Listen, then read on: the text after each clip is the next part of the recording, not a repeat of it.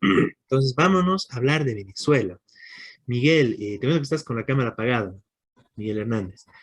El compañero Miguel Hernández es dirigente del PSL, Partido Socialismo y Libertad de Venezuela, y también dirigente de la Unidad Internacional de Trabajadoras y Trabajadores, Cuarta Internacional. Y sigues con tu cámara apagada, Miguel. ¿Estás ahí, compañero? Aquí está. Ahí lo tenemos. ¿Cómo estás? Bueno, Miguel, quisiéramos que nos comentes cómo fue la situación, cuál fue el carácter de las movilizaciones, cuáles eran las demandas que se planteaban, cuál fue la reacción del gobierno, cuál es la situación en general de Venezuela, ¿no?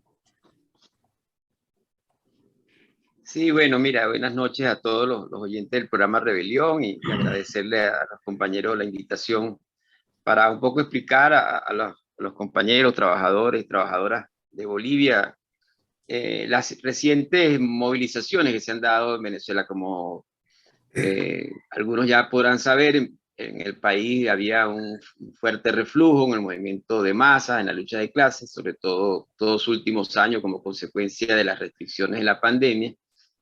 La profundidad de la crisis económica y social, la catástrofe que hemos vivido a lo largo de estos últimos años, más esos años de pandemia, afectaron sensiblemente la movilización del pueblo trabajador. Sin embargo, en los últimos meses, especialmente durante este año, ha venido repuntando de manera significativa la lucha de las trabajadoras y trabajadores en el país. Especialmente, primero que nada, por salario, ¿no? Por la lucha por el salario, un salario igual a la canasta básica. En Venezuela, actualmente el salario es menos de $30 mensuales, aproximadamente unos $23 mensuales, ni siquiera $1 diario. Y eso ha sumido en la pobreza a una gran parte de la población trabajadora que está todavía en el país, porque aproximadamente 7 millones de venezolanos y venezolanas emigraron, han venido emigrando en los últimos años. Una de las emigraciones más fuertes en la región en muy poco tiempo, quizás en los últimos 5 años.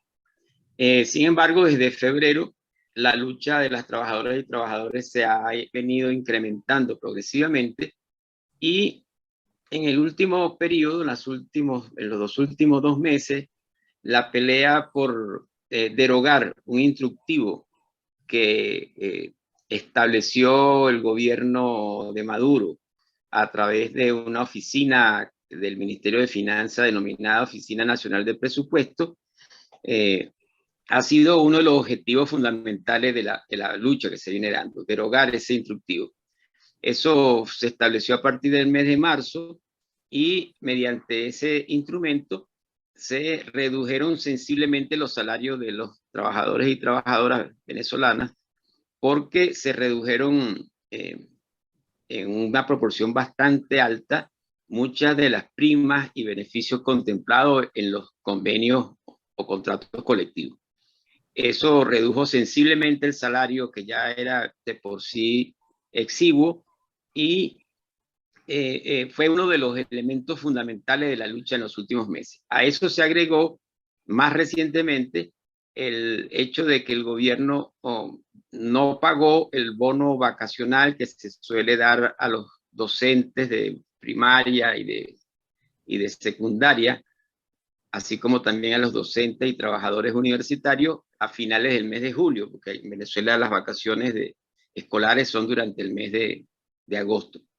Eso tradicionalmente se otorgaba al final del mes de julio y este año el gobierno no lo hizo, retrasó el pago y después anunció sorpresivamente que lo iba a pagar fraccionado en 3, 4 partes hasta el año que viene. Es decir, durante aproximadamente 6 meses iba a dar 3 partes, iba a pagar en 3 partes el bono vacacional de los docentes y de los trabajadores universitarios. Esto generó un gran malestar y se incrementó de manera muy importante la protesta obrera en Venezuela, y en las 2 últimas semanas se produjeron más de 100 manifestaciones, marchas, concentraciones en las principales ciudades del país, y los 2 últimos jueves, el 4 y el 11 de agosto, se dieron en Caracas, la capital del país, grandes manifestaciones con miles de trabajadores docentes universitarios, pero también se sumaron trabajadores del sector de salud y de otros sectores de la administración pública en una protesta que se comenzó a masificar en un país donde esto no pasaba desde hace muchos años. El gobierno, aterrado ante la posibilidad de que estas protestas crecieran aún más y ante la posibilidad de que los docentes no se reincorporaran a las actividades escolares y universitarias en el mes de septiembre, después que había dicho que no había plata para pagar el bono vacacional debido a que por el supuesto, por las sanciones económicas, el argumento que daban era el bloqueo, el supuesto bloqueo y las sanciones económicas aplicadas por el imperialismo norteamericano y europeo, pero ante la masividad de las protestas que tendían a crecer, el gobierno sorpresivamente el viernes dijo que iba a pagar el bono completo esta semana, después que había dicho que no podía pagarlo completo, que lo iba a pagar fraccionado porque no habían recursos. Esto sin duda es un gran triunfo de la movilización que pone en el tapete, que demuestra que movilizándose, que luchando sobre todo de manera unitaria, es posible derrotar a los gobiernos, es posible derrotar los planes de ajuste porque este instructivo de la Oficina Nacional de Presupuesto y este intento de no pagar el bono vacacional son parte de un ajuste brutal que el gobierno viene aplicando, un paquetazo, como lo llamamos aquí, de corte capitalista, que desde el año 2014 el gobierno de Maduro viene aplicando y que en el año 2018 denominó Programa de Recuperación, Crecimiento y Prosperidad Económica. Es en ese marco de ese ajuste para hacerle pagar a los trabajadores y trabajadoras la crisis capitalista, la crisis generada por el gobierno y por los empresarios, que se entiende este intento de no pagar el bono y de aplicar este instructivo leonino, que es el instructivo de la Oficina Nacional de Presupuesto del Ministerio de Finanzas. Ese es el marco, ¿no?, general de las luchas, y ahora se abre la posibilidad o la necesidad de darle continuidad a esta lucha porque hay una serie de reclamos de los trabajadores y trabajadoras venezolanas que siguen pendientes.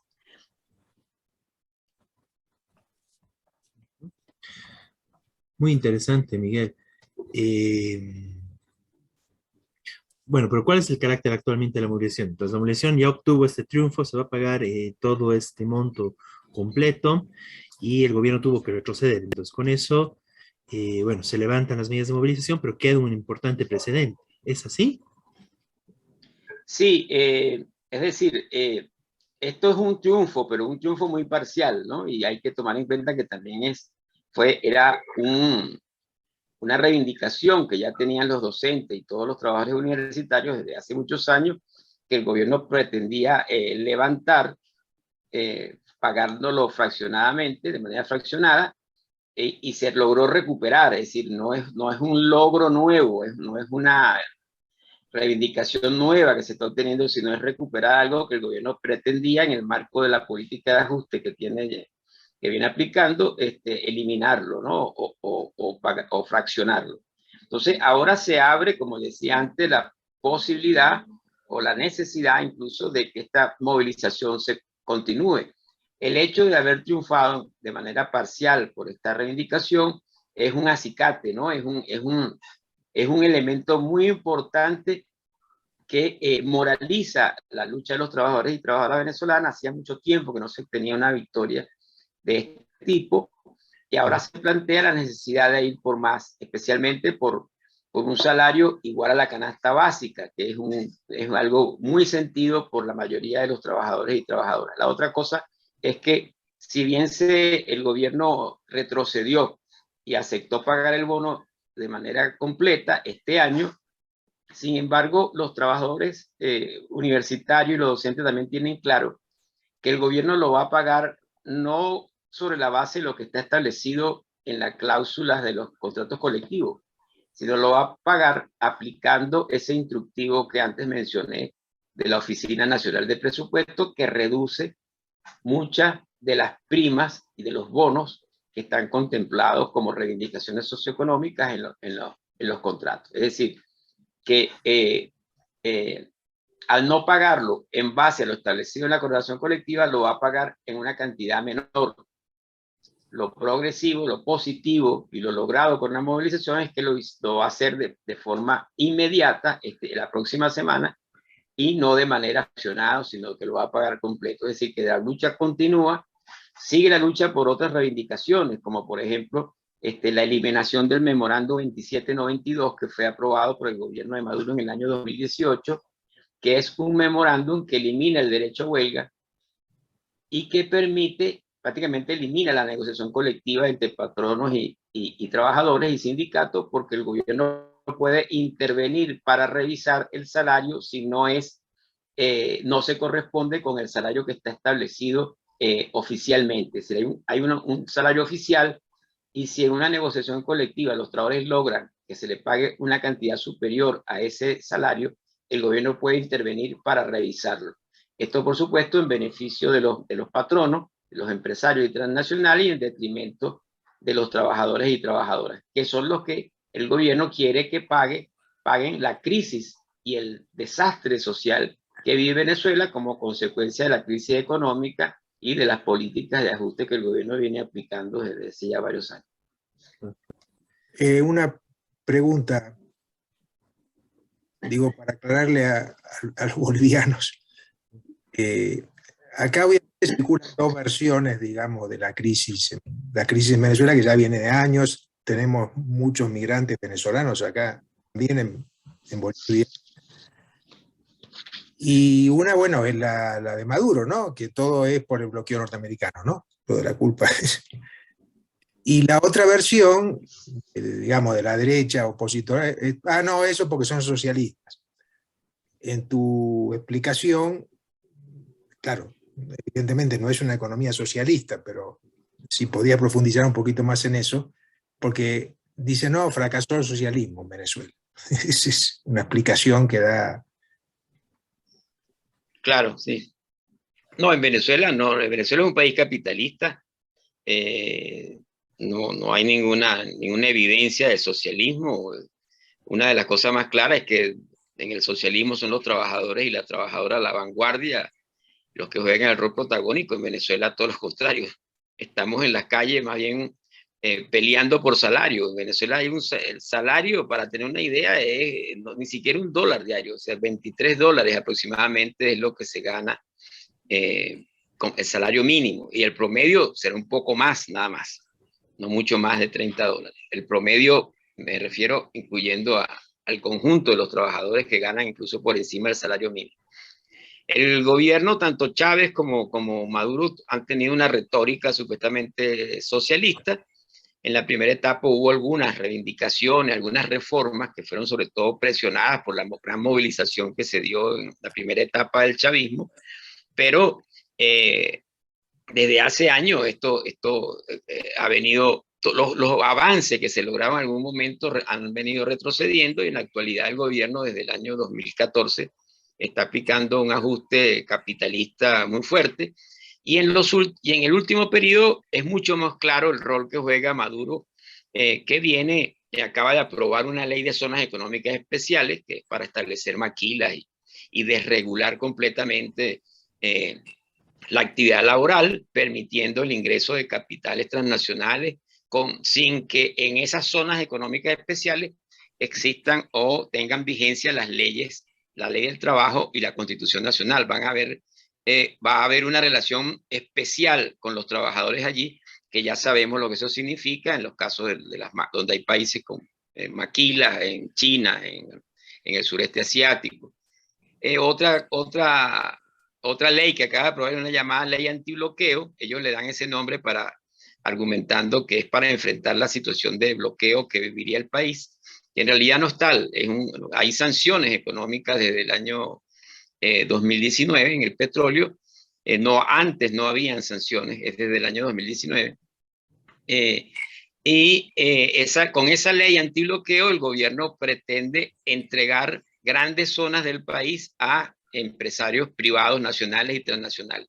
En el marco de esa ley, el gobierno acaba de otorgar 1 millón de hectáreas a empresas iraníes para que exploten desarrollen explotación agrícola y pecuaria en el país, sin ningún tipo de control previo de la Asamblea Nacional, de ningún sector, ni siquiera discutido con las centrales sindicales ni con los trabajadores, acaba de hacer eso. Es decir, es un gobierno que viene aplicando toda una política de desregulación de la economía, de privatización, por ejemplo, algo muy sintomático es que el gobierno aprobó muy recientemente la venta de acciones de las empresas que estaban en poder del Estado, que habían sido nacionalizadas en años anteriores. Esa empresa comenzó un proceso de privatización. La primera etapa es la venta del 10% de las acciones en la bolsa de valores y progresivamente se va a ir privatizando. Es decir, un gobierno que no tiene absolutamente nada que ver con el socialismo, más allá del discurso, ¿no? Que aplica, además, como ya dije antes, un ajuste muy fuerte para hacerle pagar a los trabajadores y trabajadoras la crisis que vive el país. Es muy importante. Una cosa, digamos, que me parece muy importante, que en algún conversatorio ya lo plantearon, realmente, o sea, más o menos con un promedio de $30 mensuales de salario, incluso menos, realmente eso es un paraíso para los capitalistas, ¿no? O sea, realmente es un salario miserable y, bueno, más aún con los planes actuales del gobierno, maquilas, etcétera, realmente o sea, un capitalista ya está feliz, ¿no? Se paga muy poco en salarios y puede vender muy bien los productos, ¿no? Exportar incluso, ¿no? Sí, esto incluso no es nuevo, esto ya venía con Chávez, se ha profundizado en los últimos años en el marco de la profundización de la crisis económica con Maduro, pero ya venía desde antes. Por ejemplo, hay un proyecto que ya se está materializando, que es la explotación del llamado Arco Minero del Orinoco, que es toda una región muy grande que está a orillas del río Orinoco, que es el río más importante del país, que lo cruza de extremo a extremo.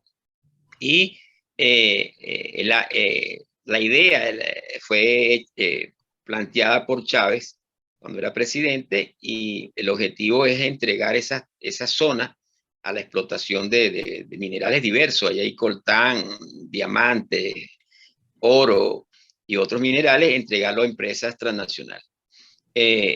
Por otra parte, ya con Chávez se revirtió la nacionalización que se había producido previamente en los años 70 y se establecieron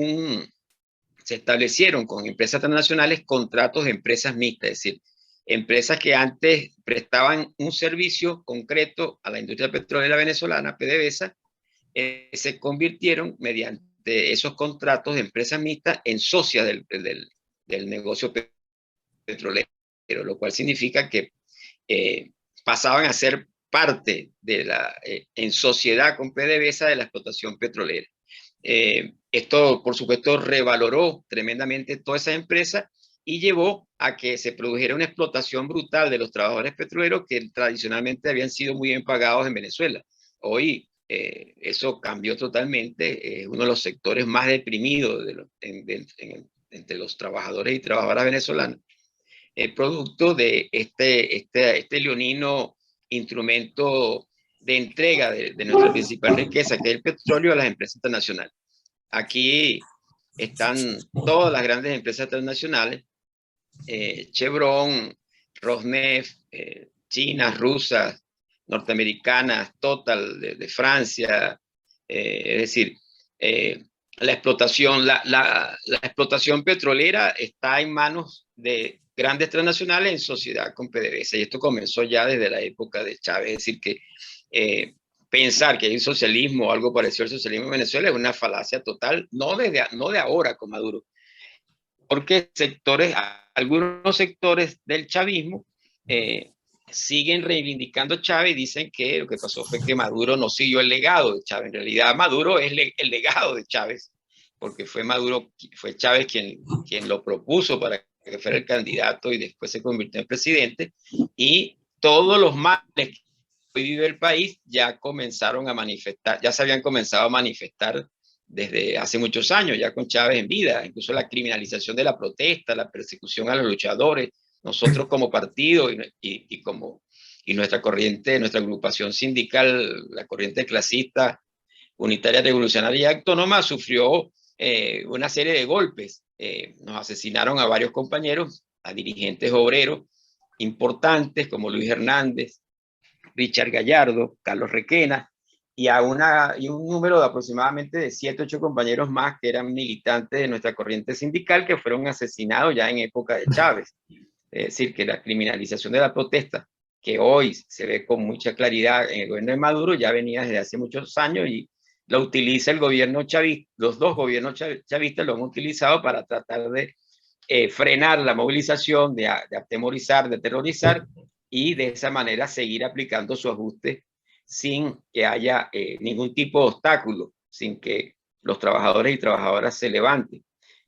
Ha sido un mecanismo para forzar el reflujo de la movilización del pueblo trabajador. Sin embargo, hoy eso lo vemos que eso está cambiando, que hay un repunte importante en las luchas, y este triunfo reciente de los educadores y de los trabajadores del sector universitario, sin duda que va a ser un elemento muy importante para movilizar, para moralizar y para que la protesta obrera y popular siga desarrollándose en el país contra el ajuste del gobierno de Maduro.